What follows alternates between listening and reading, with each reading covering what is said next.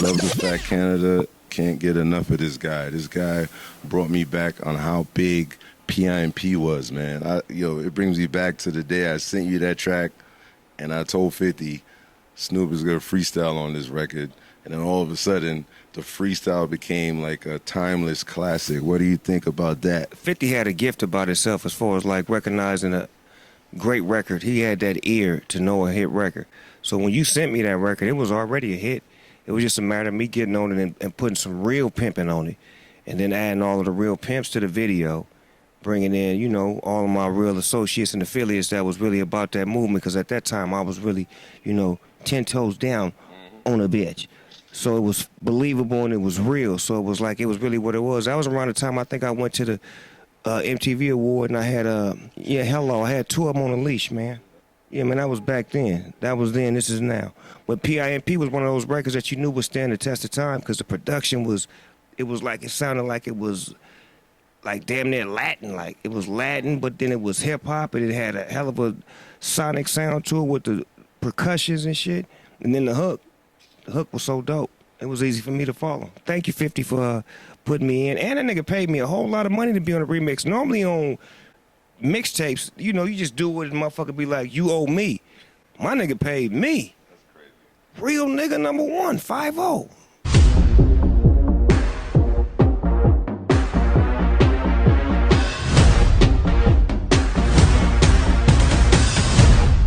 Yo, we all we got, kicking ass out here. And I see the tour is smooth as fuck. It's like family in there. You got DJ Quick, you got Lady of Rage. I was looking at some 1994 show in Trafalgar Square where it was Dogg Pound and Lady of Rage was there. R.I.P. Nate Dogg. He's the only one missing from that situation right there. But how was it back then in New York where the Dogg Pound, you was performing? And you also did the tunnel, by the way, too, which was another situation. I think Daz talked about it, where y'all left him in there, and he had to fend for himself. But, you know, the tunnel was kind of dangerous in New York. But Trafalgar Square, bring me back to that moment. Ironically, that's the first time I ever seen DMX, and he brought that up at the Verses. But back then, you got to understand, New York has always been the mecca of rap to us. So we would always want to do our best in front of a New York audience, in front of a New York MC. Most of our favorites and our greats and our icons come from New York. So this was a chance for us to actually put our footprint down and to perform with a lot of those greats in the building. A lot of them was there. So it was like it was a coming of age for us, because we had always idolized all of these great New York rappers. Now they came to see us at a sold-out show at Trafalgar Square. And it was, you know, it was timeless, because it's something you can't take away. It's something that we did and people enjoyed it. And them records that we made, they affected the East Coast, because we made them for people that were into hip-hop. Who the hardest, man? Like, I got so many different orders here. Can you tell me exactly how it started? Premier sent me the beat. He sent me a couple of beats, because we was on the last, I had basically had the Dogg Pound album all the way, you know, sequence, but it was like, damn, we missing something. So I'm like, Premier, send me something. And we had just did that song that me and Daz had did with him. Can you dig that? So it just made sense for him to send us some music. And he sent me about 3 or 4, but that one he sent was like, that's the one. So when I got it, I'm like, let me lay the intro down, because I know if I do the intro, it's going to spark some shit, and it's going to make everybody want to rap their best. So doing the intro, boom, I popped the intro. He called RBX over. He went down the hall into the Starship.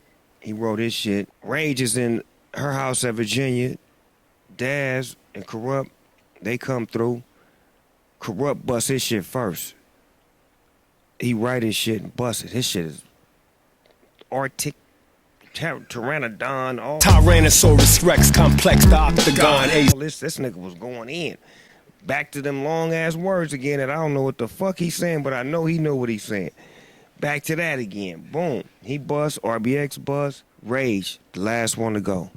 And when she go, she bust, and we leave her verse first. You know what I'm saying? Because we know she gonna go hard. But when she do it, naturally, she don't like the shit. She don't like nothing she do. So she like, I need to go in and do my vocals over. I'm like, fuck that, Premier. We putting that shit out just like that. We ain't letting her do them over. And then she went in and did them over. And then when she did them over, I heard all of the body and the energy and the attitude and the shit that you hear on the song now that was missing. So it's like, I I can't stop her from being her. You know, that's what she do. She know her shit better than anybody. It got to have all of that. Right here, right motherfucking now. Don't be a fool. I bring this mule to your field and make it plow. Pow, boom, boom, all that Batman shit that she do that matches her stigma. So I allowed her to go back in and do it. And when she did it, naturally we left her at the first verse, and then Corrupt second, scratching, RBX, bring Daz in on the back end.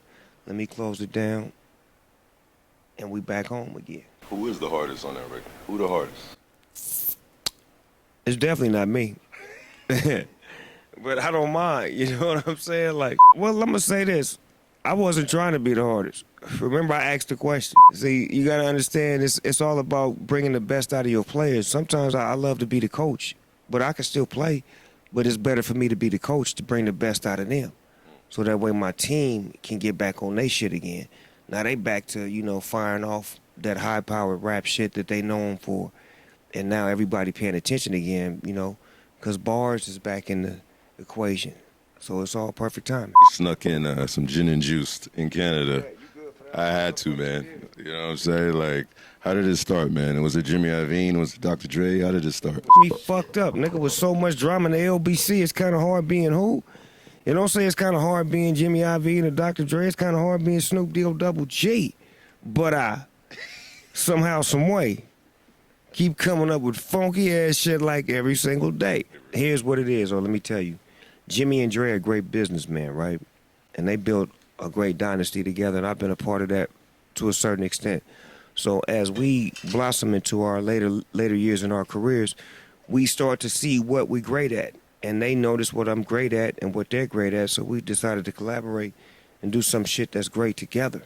And that's Gin and Juice. That's a brand that we built 30-some years ago with a record, and it don't seem to die, so it only made sense to have some product to support that tastes good, feel good, and it look good. I see Kevin Hart, man. That was amazing. You hosted the Olympics with him, or that was real, right? And now you're going back out with Jimmy Fallon. What is going to happen in Paris, man? Thanks, Kevin Hart, for putting me on the highlight special, which created a situation now to where I'm actually going to be hosting the Olympics. Hello, real thing, with Mike Tirico, NBC, Peacock. Hello, the real deal. Showing up and showing out with them suits on and them jackets and shit. You know the way the broadcasters look, Whoo Kid, you know what I'm saying? But it's still going to be me. It's just going to be me inside of one of them suits and them jackets, you know, bringing it to you the way we do. And I'm looking forward to it because I love the Olympics. I love the competition. I was watching today the track and field. They had the little trials and shit. Then they got the ones next week in Eugene, Oregon. So I'm a big fan of it. I look forward to going over there to, like, really put my input into the sports and, you know, being a fan at the same time.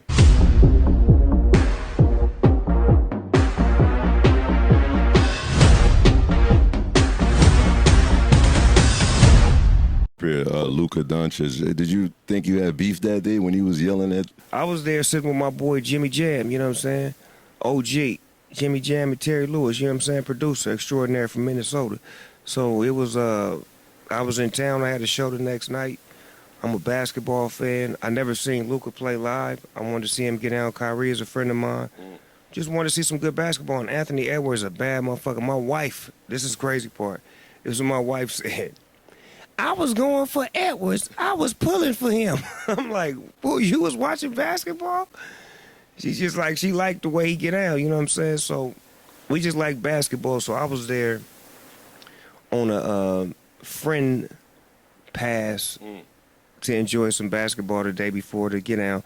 And Luka wasn't talking to me. It was somebody that was talking shit to him every minute I was there. He was like, Luka, you cried, baby, you cried.